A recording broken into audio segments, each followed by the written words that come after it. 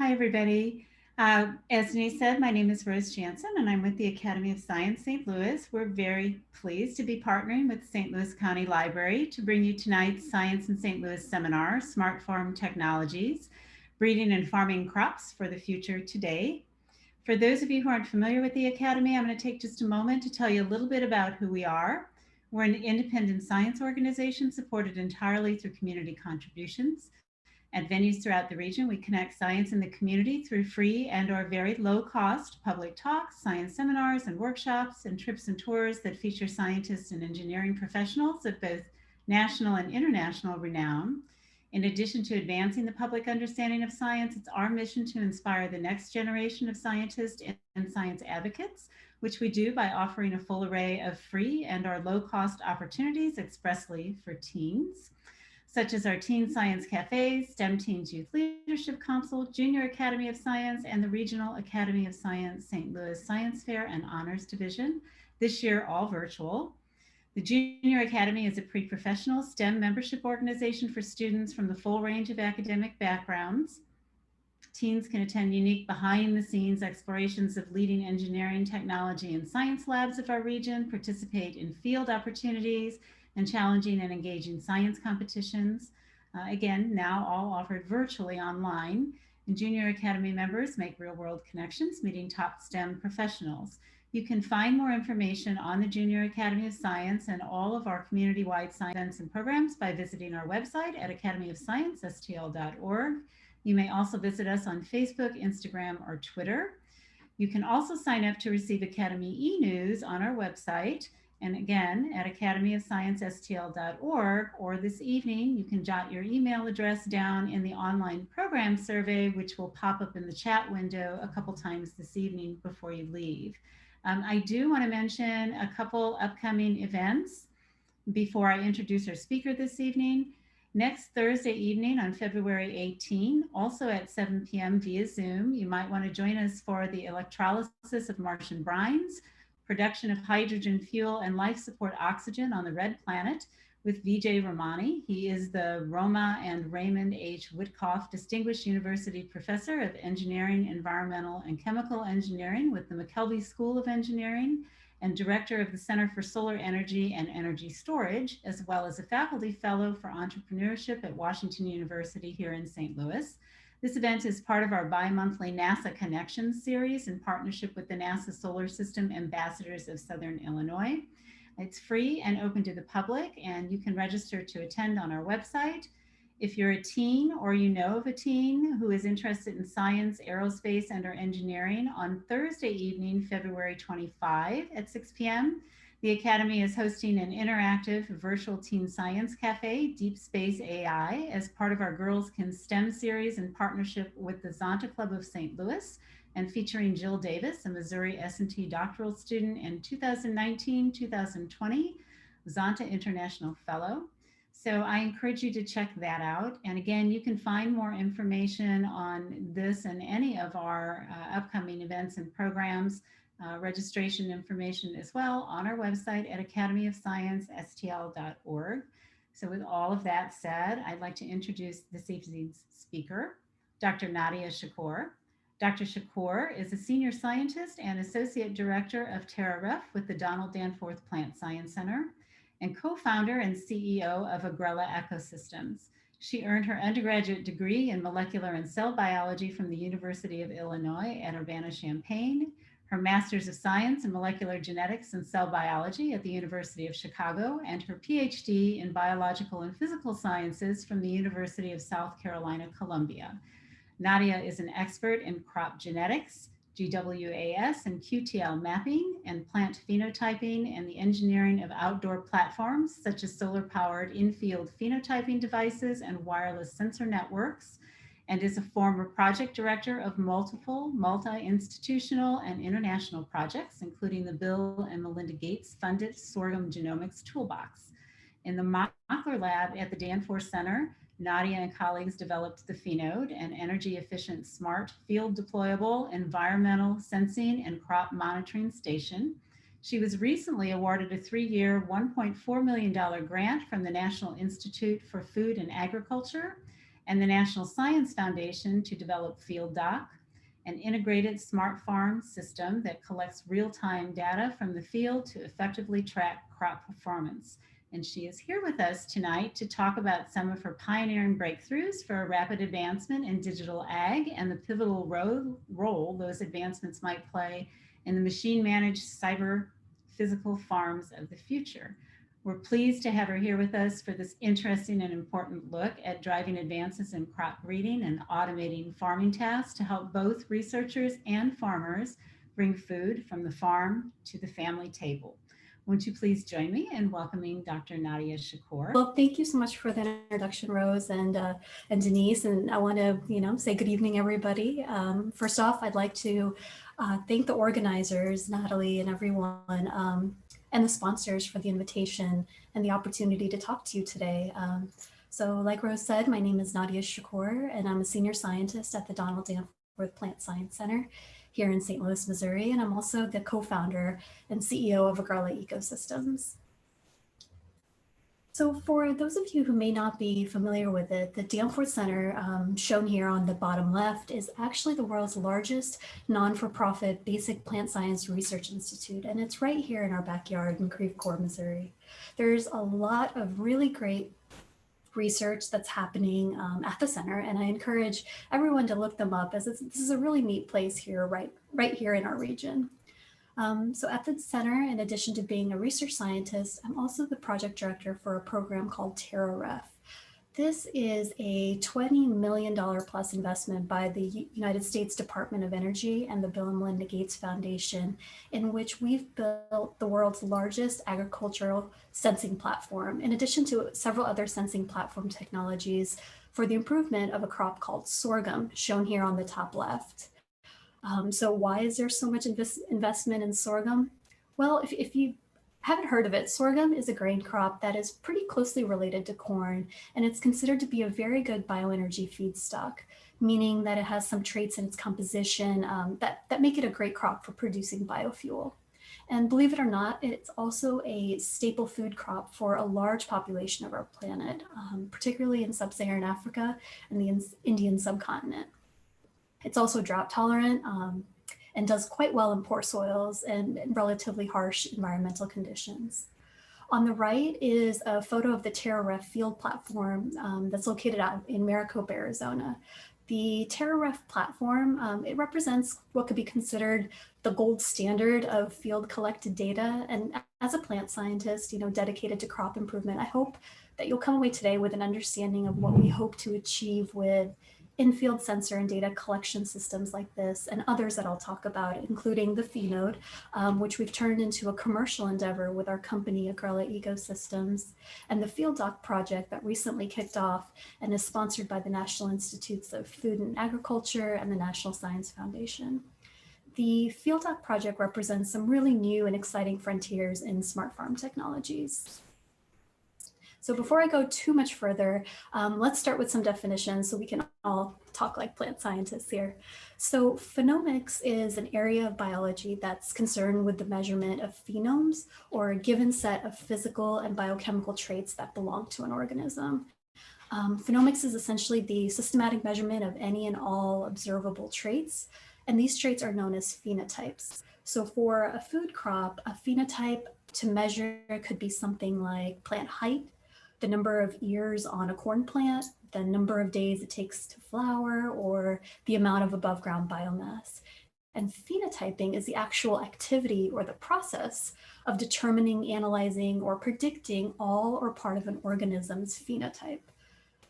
And now for any given crop phenotype, there's also three major variables that contribute to its productivity: the genotype, or the genetic makeup of the crop, the environment in which the crop is growing in, and the management practices of how the plant is grown. So genomic sequencing, as some of you may know, is now pretty routine and affordable. So the impact of a crop's genetics on the phenotype can be quantified in a fairly straightforward manner. Management refers to the growing practices of the crop, whether or not it's irrigated, how much fertilizer was put down. So the impact of different management strategies can also be determined with some good record keeping. The impact of environment, though, this is the hardest to measure. Things like rainfall, air quality, light, wind, day length, soil conditions, all of these different environmental variables impact how a plant grows. And this is exactly where all these new and cool sensor technologies come in. Currently, these are kind of the major modalities for high throughput field level phenotyping. And by high throughput, I mean collecting lots of phenotype data from a field of plants fairly quickly. These systems scale from ground level through UAV collected data all the way up to the analysis of satellite based data. The TerraRef project, it operates across all of these scales, but with a particular emphasis on that field scanner, which is designed to house some of the most state-of-the-art sensor equipment. I'm going to speak a few minutes about the Terra project, but before I do, I want to acknowledge that it's a massive effort with over 14 institutions working to make this project a success, with another additional 7 international institutions that are participating in the Gates Foundation side of the program. So if you're interested in learning more about the project after this talk, please feel free to check out the website terraref.org or globalsorghuminitiative.org for the Gates project. So here, this is a time lapse showing the construction of the TerraRef field scanner. So it's about 25 meters on the short axes and nearly 400 meters on the long axes of the rails. And so the field scanner covers in total about 2 acres of field space.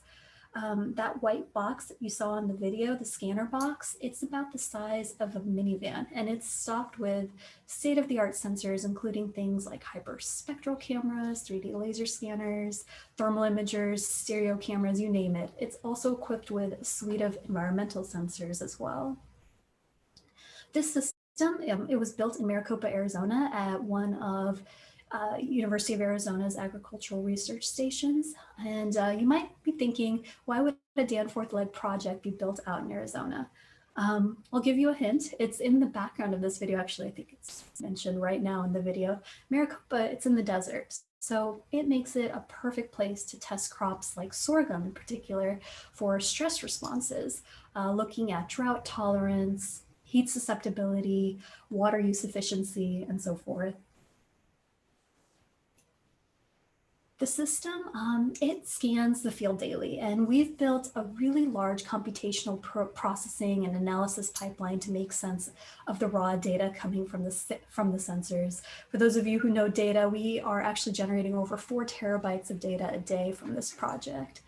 To give you an idea of what we're trying to do beyond just collecting a bunch of data, this is a snapshot of some of the derived data products coming off of the various sensors on the platform.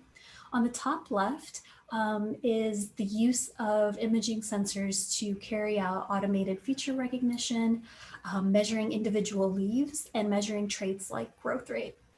On the bottom, we're looking at plant architecture traits, so physical traits like plant height and panicle width. The panicle is actually the equivalent of what an ear is in corn. So just a fun fact, in most grasses, the flowering parts that turn into seeds are generally called panicles, not ears. So time-sensitive traits also on the right, like tracking emergence or real-time estimates of yield with automated panicle detection and quantification. We're also developing algorithms for that.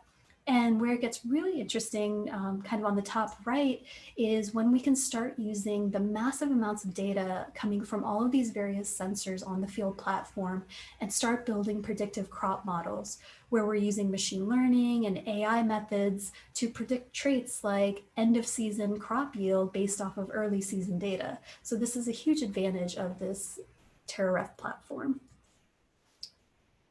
These are just a couple other additional examples of some of the data products coming off the various sensors in the platform. We can create these beautiful full field stitches and maps like on the left. And if you look closely, you can see, this was the year where we planted in 4-row plots. So you can see the variation between the different varieties that were grown out into the field. So we can quantify some of those genetic differences.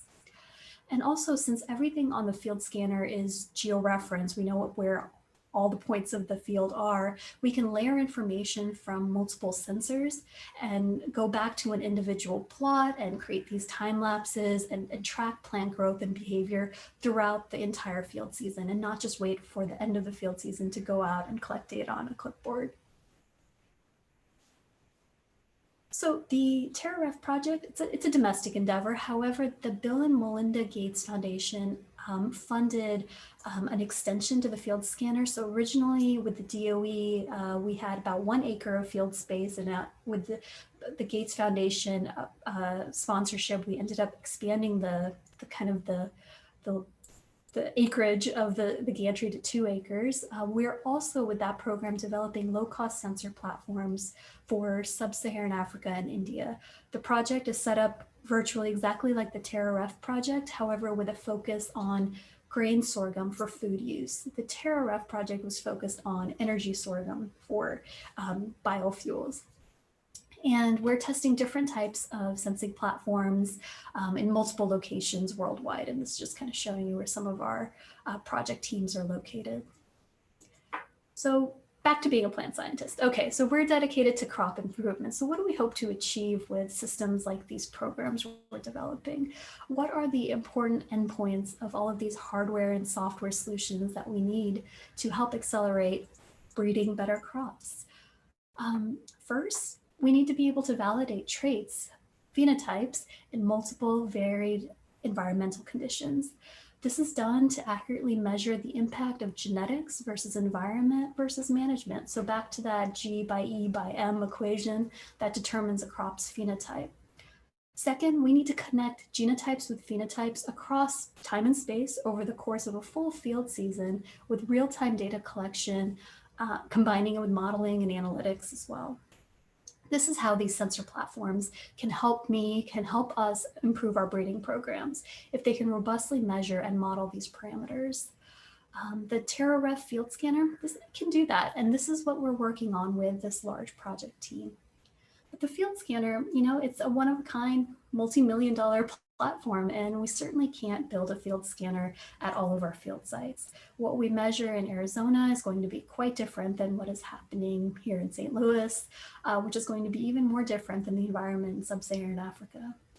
Also, many researchers don't really have the bandwidth to do daily drone flights or drive sensor-equipped tractors. And satellite resolution at present isn't really going to give us enough resolution to really dig down into the plot level and pull out plant traits. Further, there is something pretty critical missing in these field phenotyping technologies. I'll give you a second to think about it, but if you remember all of those technologies that I showed you in the previous slide, they're all gathering data from the top down. For almost all crops, a lot of the important action is actually happening within the crop canopy and below the soil. And none of these imaging technologies that I've talked about so far are really giving me that multi-layered data. And so this is a significant limitation of many current field phenotyping technologies. So a few years ago, as these systems were coming online, TerraRef was getting up and going, I gave myself a challenge. How would I build an ideal phenotyping platform that could be scaled? So, and by scale, I mean being able to actually have it in different locations at multiple field sites. So a few of us got together and we started building a system for our field phenotyping wish list. So first, the system, we said, the system has to be physically robust and it has to be able to run for months without intervention out in the middle of nowhere, a farmer's field or a crop field. It would collect data 24/7, irrespective of good weather or an operator. No one needs to go out there and monitor this. It would be a real-time data collection device that would collect, transmit, and analyze data in real time with no latency for analysis. So, if something's going on in the field, you can immediately take action and make use of the data in real time. It would be customizable and modular, meaning that it could be used to collect data within and above the canopy for any crop. It would be a platform that would accommodate new sensors as they came online. There's lots of really new, great sensor technologies coming online all the time, and having a platform that could accommodate and plug and play new sensors was definitely a wish list item. A system that I could remote into from anywhere in the world and see what was happening at my field site. You know, if I can monitor what's happening on my front porch, I should be able to monitor what's happening at the field site. And ideally, you know, a system that could act as a base station for a gridded network of sensors or autonomous data collection vehicles, whether they be aerial or ground-based, to kind of be a hub for any sensors that are put out into a research field. And then also have a suite of validated low resolution, lower cost systems or sensors that would test with at least, you know, in this case, 90% accuracy against the state of the art sensors. So can we achieve the accuracy we need at a lower cost compared to, you know, some of the really great state of the art sensors? So over the last 4 years, we've been prototyping and building a system with all of these capabilities. And now in 2021, we call it the PheNode, and we officially have a commercial ready version of the system. The name, it comes from the idea that it is a node that sits out in the field and collects phenotypes. So yeah, so the PheNode, let me tell you a couple more things about it. It's it's an agnostic system, meaning you can integrate any sensor and point the data anywhere, meaning the data can flow into your favorite analytics programs. It's capable of high resolution imaging as well, so we can integrate new cameras on it.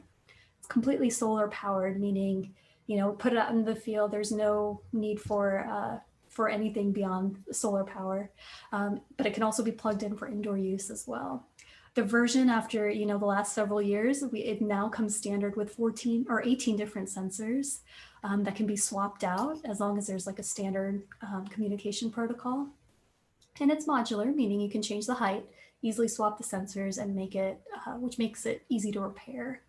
And as long as there's a cell signal or Wi-Fi, it is going to be able to connect to the cloud and transmit your data back onto your laptop. And it is affordable.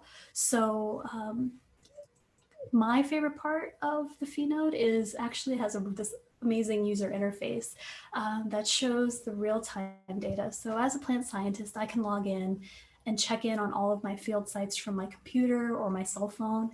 The data and the images can be downloaded from the interface, and the data can be downloaded in a simple kind of Excel sheet or a CSV file that I can plug into my favorite analytics program. So I do have to mention that the PheNode is just one small piece of the massive agricultural sensor tech and precision agriculture space. We're in the research hardware segment. However, aspects of our product falls across key segments of ag tech, which is just incredibly large. It includes IoT sensor developers, cloud services, and hardware itself. A lot of companies are in the space are like ours, with components and overlapping and multiple markets and applications in the ag world. But what exactly are small companies like Agrela and big major entities trying to do with all of these different platforms? What do we need to measure in order to ensure crop productivity in the years to come? So for those of you who haven't really thought about this, let me tell you, this list is very long. We need to start gathering good data, accurate data for disease assessments, for pests, for insects, for the weather, for intra-canopy conditions, for the root zone environment and root phenotypes, which is another world in itself. The plant stress response is really complex, being able to quantify how plants respond to their environment and stress kind of conditions. Nutrient use and mobility, soil profiles, things like the organic and inorganic nutrients, toxic elements, pH, and also we need measurements for key developmental stages, like when does a plant emerge out of the ground, when does it flower, when is it going to be ready for harvest, and leaf parameters, looking at, disease, nutrient stress. You can imagine with all of these things we have to measure, high throughput field phenotyping is going to be a an agricultural priority in the coming decades for sure.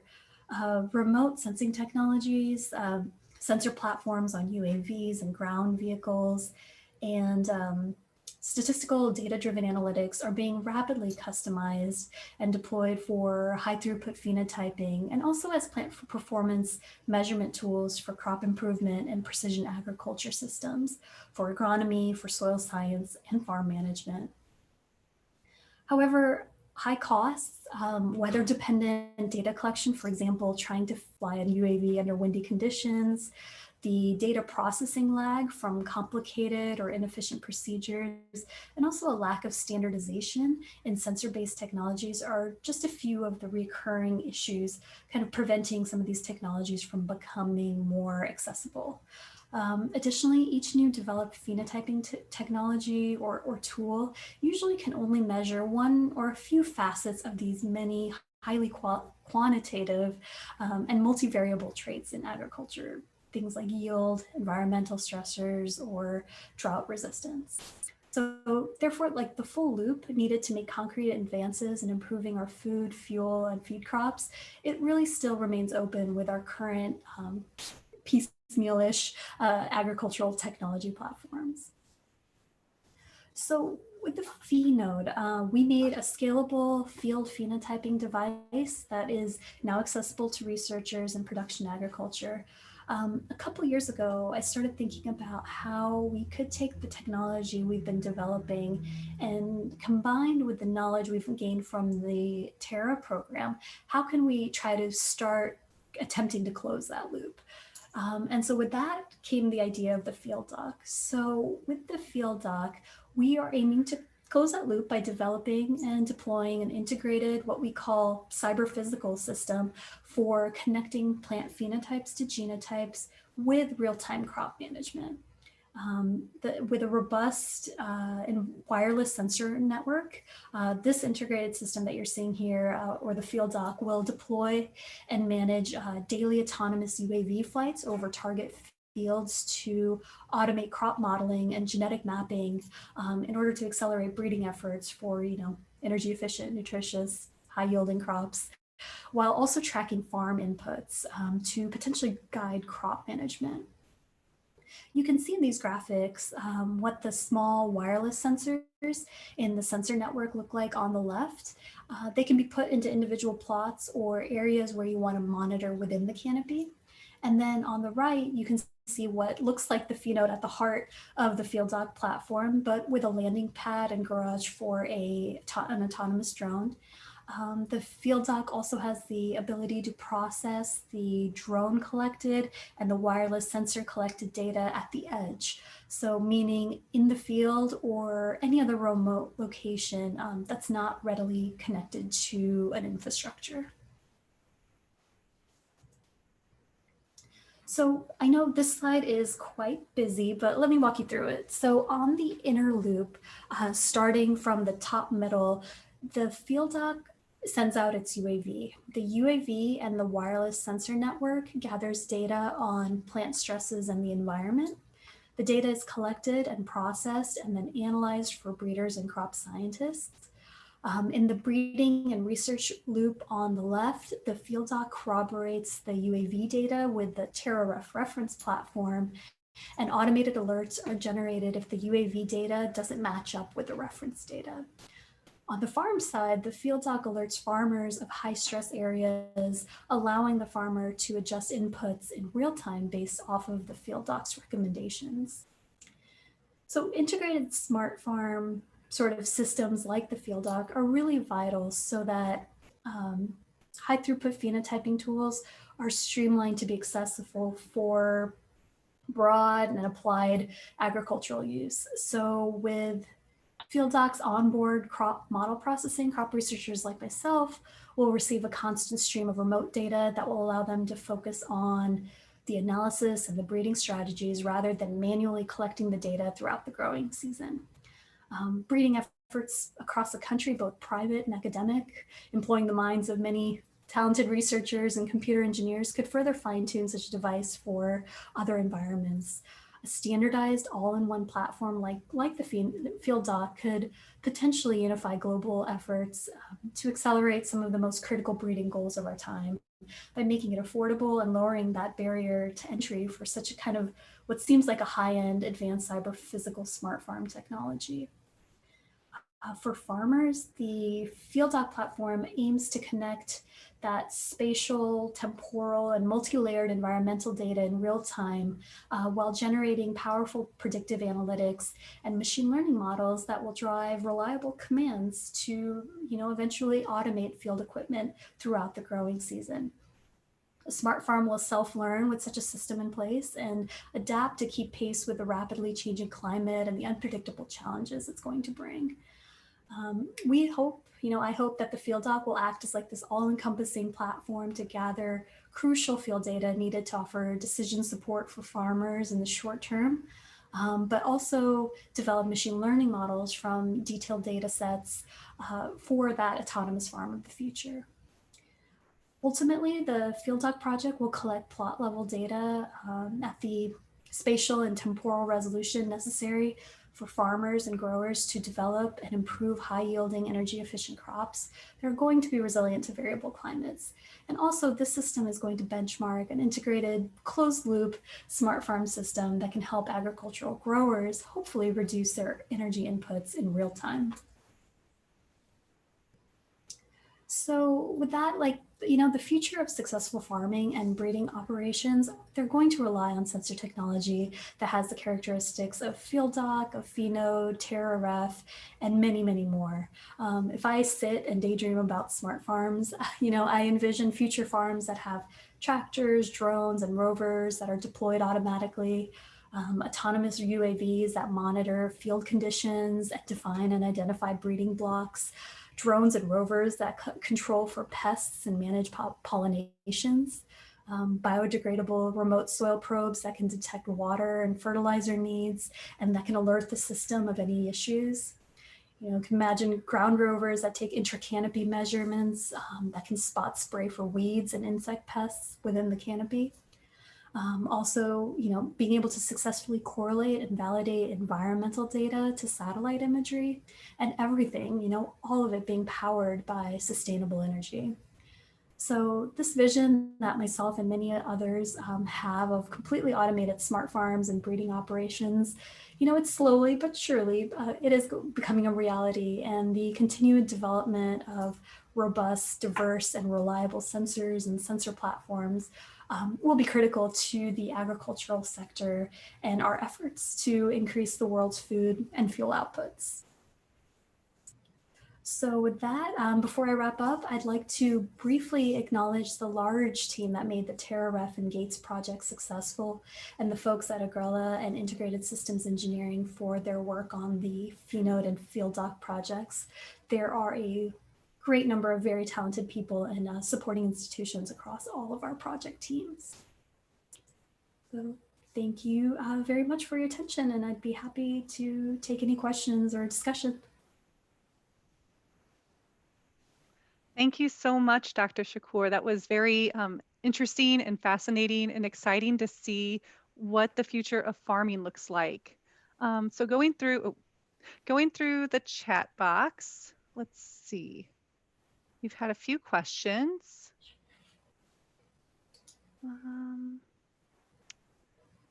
So there's a father here tonight, or a parent here, and let's see. So in the summertime, their student is in high school, and they're looking for volunteer opportunities and internship opportunities. And how can he learn more about the TerraRef project, and who can he contact? Sure. So the Danforth Center has several volunteer opportunities and internship opportunities. There is a formal internship program, both for high school as well as college students. So I believe all of that information is available on their website. And if not, please email me and I will find out that information. If you want to learn more about the TerraRef project, our website, terraref.org, has a lot there. So you can download sample data sets, you can kind of see the project team. And if you have any questions specifically, feel free to reach out to me, or there is a contact list on the website as well. Did I answer the full question? Both? Yes, yeah, thank you. And I did put the website that you mentioned in the chat box as well. We have another question. How will the TerraRef take into account natural disasters? That is a great question. So we learned very quickly that Arizona has very extreme weather. So it's in the middle of the desert, and we dealt with, I wouldn't call it, I don't know if they're called natural disasters, but like sandstorms would come through, it managed to flood there, the extreme heat in Arizona. So, you know, it's a challenge. These are engineered systems. So, you know, we have a lightning protection cage. We actually have like a Faraday cage around the full gantry. You can't see it in the photos that I showed, but there's a lot that we're doing to kind of make sure the system stays intact. And yeah, and we try to collect data throughout everything that happens, but we did intentionally put it out in Arizona because it does not rain that much there. And so we were able to do some really nice controlled irrigation and drought studies. All right. Another question. Does every plant have its own PheNode? Oh goodness, no, no. It's, you know, the idea behind the PheNode is it is monitoring sort of a representative area of the field. So, you know, you speak to farmers or researchers, you know, you kind of know what part of your farm field is sort of indicative of what's happening kind of in the greater area. And so you'll go to that spot, make sure things are looking good and move on. So the PheNode is sort of a kind of a single point high resolution for that area, kind of temporal, because you're getting data 24/7 on that small sort of plot level information. The wireless sensor network will expand that range, so you could potentially put a sensor node in every single plot.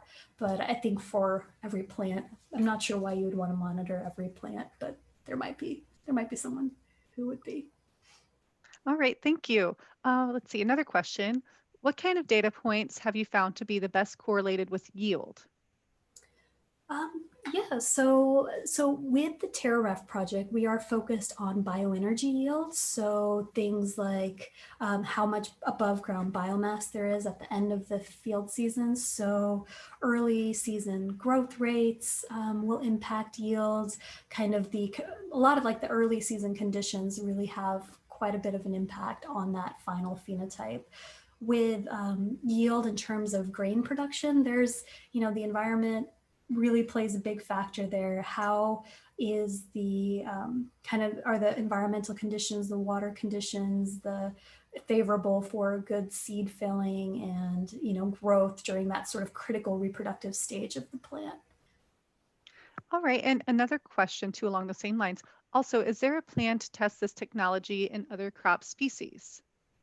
Yes, so actually, you know, I mentioned sorghum because that is where the majority of what we've grown out there. However, you know, there is winter in in Arizona, and you know, sorghum doesn't grow that well there. So we've grown durum wheat in underneath the field scanner. We've also partnered with the University of California to grow lettuce out there. So that was actually really neat to see. It was like a diversity panel. So every possible type of lettuce you could imagine growing underneath that gantry, that field scanner platform. So we're certainly looking at different crops. I think one of the crops we're growing next year is actually going to be sunflower.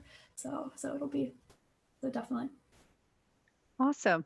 And we do have some follow-ups from, I guess, some people that are familiar with the Danforth Center or work there. So the application for the summer internship program for high school will be available on the internship website by the end of February.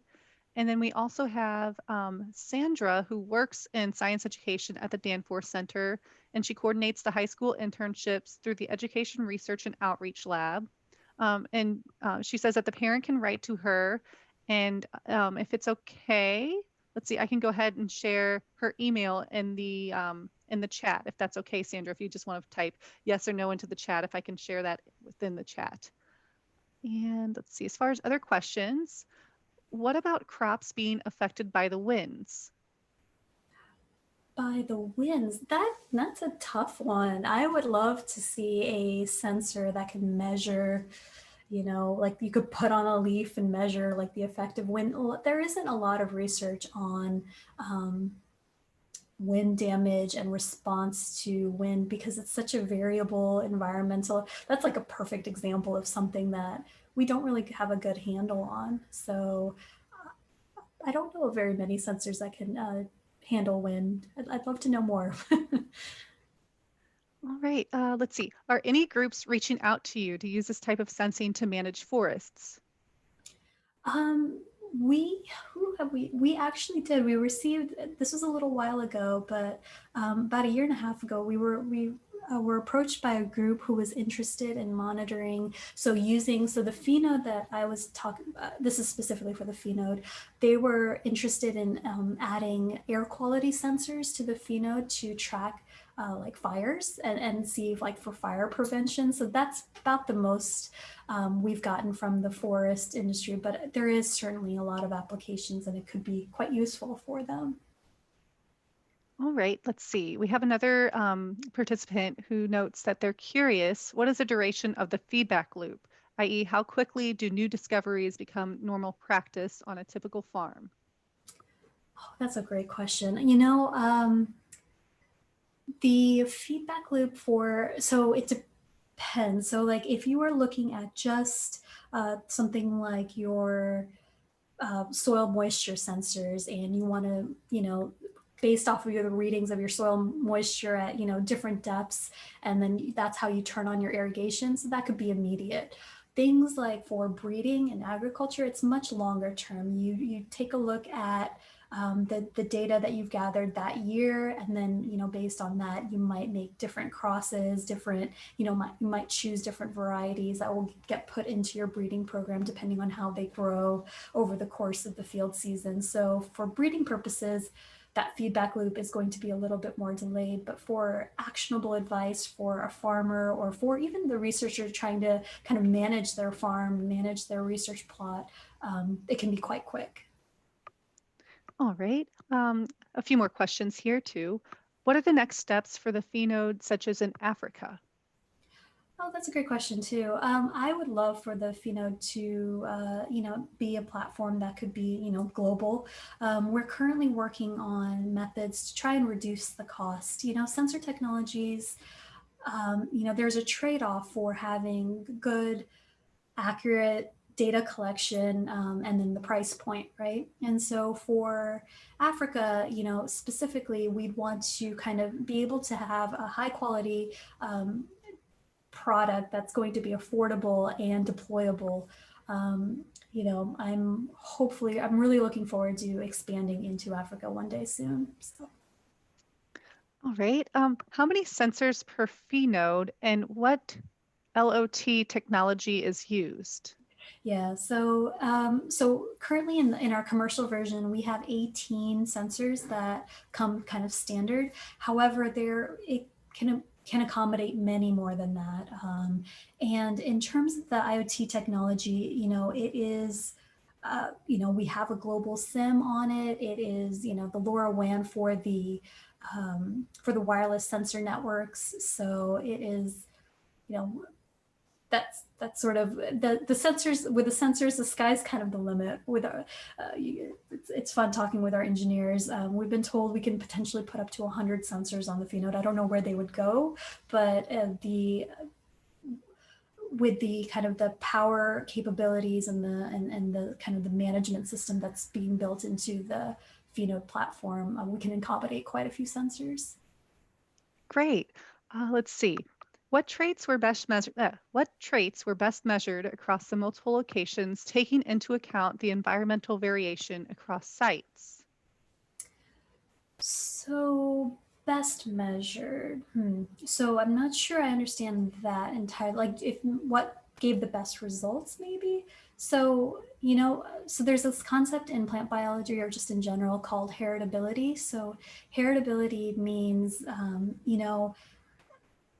if a plant is tall, if I plant it in multiple locations, is it going to stay tall?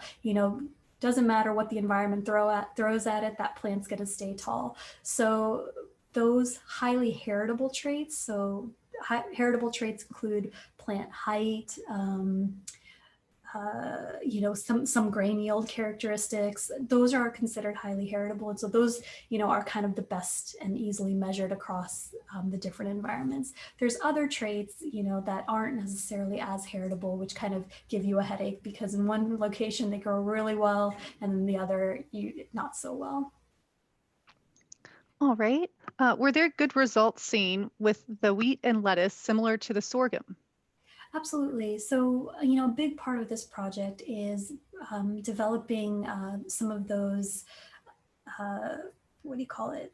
Kind of the analytics behind analyzing or analyzing the imagery that's coming off of the field sensors. So the folks that were developing all of the what we call trait extractors, like pulling out 3D traits from the imagery, a sorghum plant looks very different than a lettuce, which is essentially a ball of water. And so, being able to change their algorithms to get good results was a challenge, and they've done a really awesome job with that. So yes.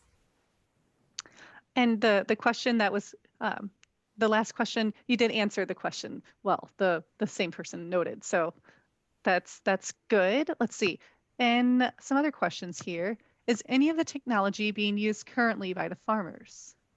Yes, so the PheNode was so in our prototype stages, we actually paired up with a group of farmers out in western Kansas.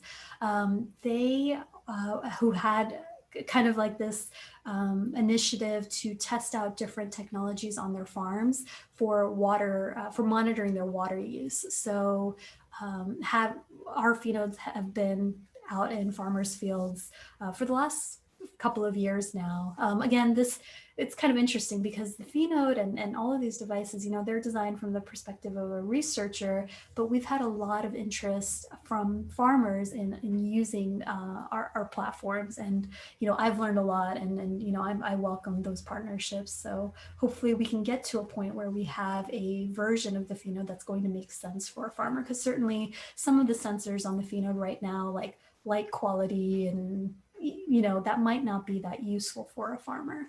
So for them, maybe soil traits, rainfall, that type of thing is much more interesting. All right, let's see. And another question, can you use vision sensors to measure the effect of wind on the plants?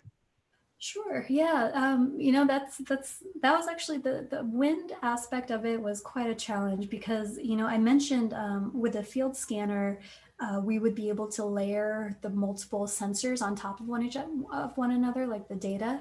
And wind was a massive problem for the analysts because between the time one camera took its, data and the other, the leaves would have moved. And,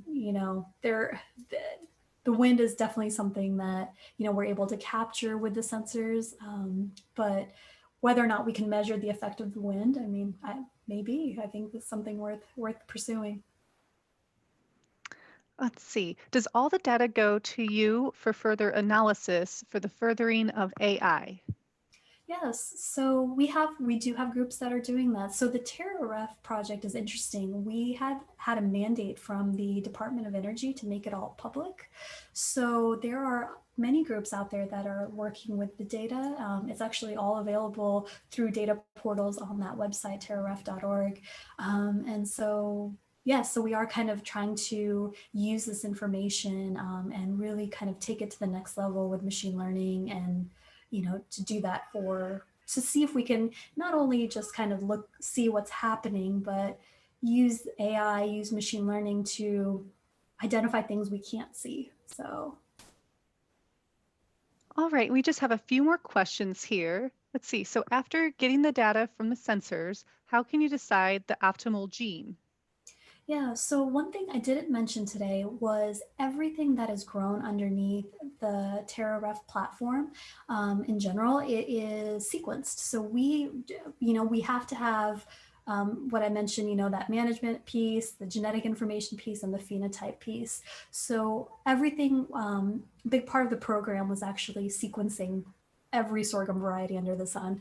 And so when you do that, what you're able to correlate the genetics with the phenotype, and then there are several statistical methods in order to do that, and then from that you can identify the optimal gene for whatever trait that you have that you're interested in. And so these are things like the QTL mapping, if you're interested, or the genome-wide association mapping. Those are ways in order to get to the optimal gene by combining the sensor and the genetic data.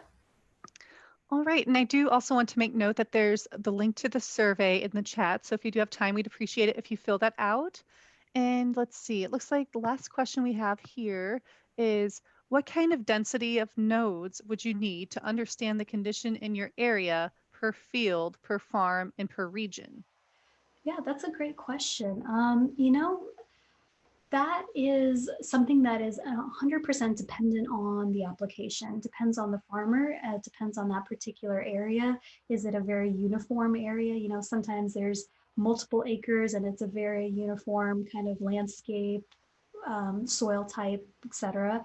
Other times, just 10 meters or 2 meters away, it's a totally different environment. So the question of the density, does require the input of the farmer. It requires the input, of the researcher to really decide, hey, I need to monitor this area really well, and this area really well, and this area, and this area right here. I can kind of extrapolate from these three. All right, and it looks like one last question came through. How much did it cost to do this project? Well, like I mentioned, the big TerraRef Gates project, it was well over $20 million. So that was a very large program. So the FieldDock project, it's about $1.5 million. And so, we're doing a lot to try and get these systems up and running. All right. Well, thank you again, Dr. Shakoor. That was, like I said, very interesting, and I look forward to further research in this field. Also, thank you to everybody who attended tonight and for asking all your engaging questions. This program, like I said, is being recorded, and you can access it again on the Academy of Science St. Louis's YouTube page and St. Louis County Library's YouTube page. And I do encourage you to visit our website at slcl.org for other great virtual programs and to find out more about our curbside services. And with that all being said, also there's a link for the survey. We'd appreciate if you did it. Thank you so much and enjoy the rest of your evening. Good night. Thank you. Bye.